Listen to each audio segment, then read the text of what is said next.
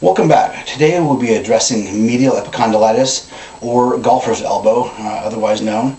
The difference between tennis elbow and golfer's elbow is that in tennis elbow, the extensor group is weak at the tenoperiosteal junction or the musculotendinous junction. That's where the muscle and the tendon meets, or the tendon and the bone on the lateral epicondyle.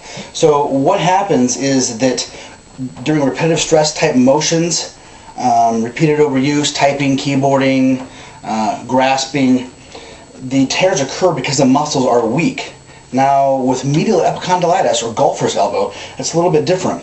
Because we're using the flexor muscles all day long to grip, hold onto a steering wheel, again type, write, everything you do involves the flexor muscle. Here's the flexor group, it closes your hand. It's generally so much shorter and tighter and stronger than the extensor group.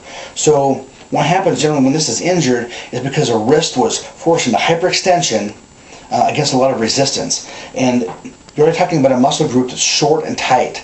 So it doesn't have a lot of give to it. It doesn't have a lot of length or elasticity to it. So when all of a sudden it's forced into hyperextension, it gives at its weakest point. And generally for the flexor group, it's on the medial epicondyle. So we'll go through the some massage, stretches, and exercises in order to eliminate this condition.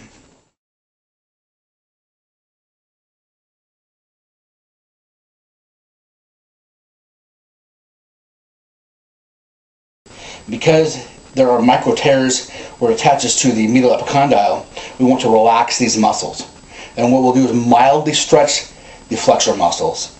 And then what we'll do is strengthen the extensor muscles, which will now help hold the length created by stretching and massaging the flexor group.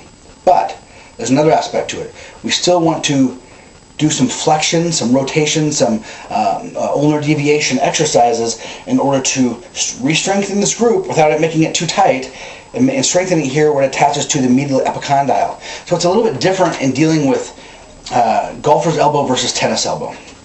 The first thing we'll do is massage. So if I take my flexor group here, I take my other fist, and I'm just going to work from the medial epicondyle all the way down through the broad portion of the flexor group. You can feel a distinction here between the lateral extensors and the flexors. And so you want to work on this side and just right down through the belly, right in here. This will actually help create length in the flexor group. And if these are like more relaxed and not so tight, they'll reduce some of the pulling, some of the strain on the medial epicondyle.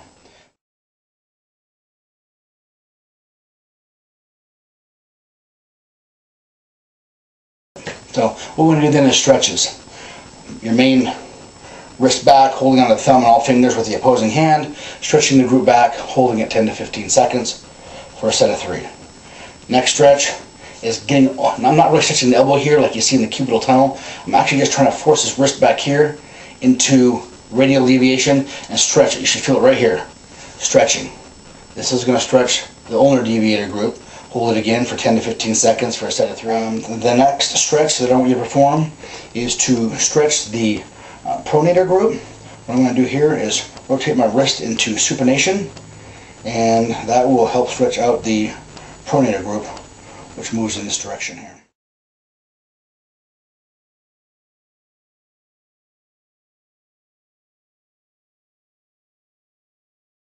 So the first exercise we're going to do, if you have a lot of pain in the elbow when you're moving it, then just start off with your main basic palm up, isolated movement right here. It's just really motion at the wrist and fingers. I get a little bit of movement in the arm here, which helps me open the hand and spread the fingers apart. This right here is just doing some general strengthening of my extensor group and mildly stretching my flexor group. Now that we stretch this out, I'm kind of actively stretching it and creating this, making this group longer to again take the stress off the medial epicondyle.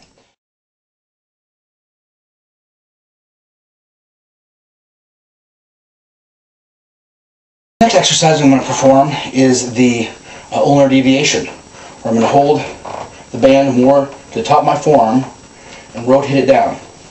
Right here I'm actually strengthening the ulnar deviators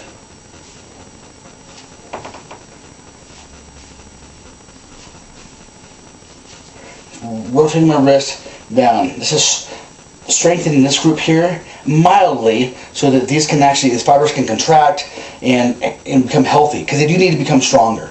The next exercise that we need to perform is the pronation exercise, and again, this is strengthening the pronator teres muscle. I'm extending and rotating my hand into a palm down position. Let's see here. So I'm strengthening my extensors, which again are going to help relieve some of the compression here, but strengthening my pronator muscle group as well, in order to, once again, this group needs to be stretched and lengthened here, but at the same time strengthened here. It's kind of like this dual effort that you're combining it in order to eliminate golfer's elbow.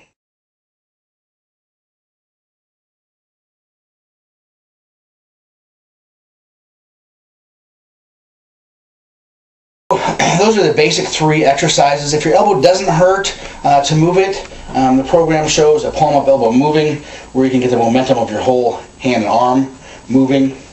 But that is only if your elbow is not bothering you. So until next time, we will produce some other videos for you regarding repetitive strain injuries, carpal tunnel, trigger finger, tennis elbow, shoulder injuries. We'll be coming out with more over the next several months. Thank you.